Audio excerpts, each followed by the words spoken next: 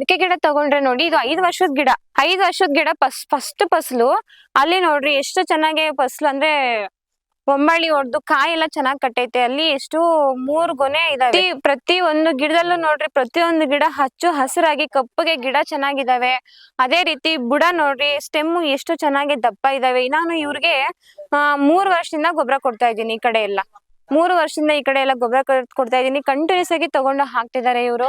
ಎಲ್ಲಾ ಕಾಗಡೆ ಗಿಡಕ್ಕೆ ಮತ್ತೆ ಅಡಿಕೆ ಗಿಡಕ್ಕೆ ಎಲ್ಲಾ ಬೆಳೆಗೂ ನಮ್ಮ ಅಕ್ಷಯ ಸಮೃದ್ಧಿ ಅನ್ನೋದನ್ನ ಯೂಸ್ ಮಾಡ್ತಿದ್ದಾರೆ ರೈತರು. ಅದು ಅಕ್ಷಯ ಸಮೃದ್ಧಿ ಅನ್ನೋದು, ಸಮೃದ್ಧಿ ಅಂದ್ರೆ ಸಣ್ಣ ಮಕ್ಕಳಿಗೆ ಪೌಷ್ಟಿಕ ಆಹಾರ ಅಂತ ಕೊಡ್ತಾರಲ್ವಾ, ಅದೇ ರೀತಿ ಗಿಡಗಳಿಗೆ ಸಮೃದ್ಧಿ ಅಂತ ಗೊಬ್ಬರ ಅಂದ್ರೆ, ಸಮೃದ್ಧಿ ಅಂದ್ರೆ ಸಂಪೂರ್ಣ ಆಹಾರ ಅಂತ ಸಣ್ಣ ಮಕ್ಕಳಿಗೆ ಪೌಷ್ಟಿಕ ಆಹಾರ ಅಂತ ನಾವೇನ್ ಕೊಡ್ತೀವೋ ಹಂಗೆ ಅಡಿಕೆ ಗಿಡಗಳಿಗೆ ಸಮೃದ್ಧಿ ಅನ್ನೋ ಗೊಬ್ಬರವನ್ನು ಕೊಡೋದ್ರಿಂದ ಸಂತೃಪ್ತಿಯಾಗಿ ಗಿಡಗಳು ಕಪ್ಪಗೆ ಆರೋಗ್ಯವಾಗಿ ಚೆನ್ನಾಗಿರುತ್ತೆ.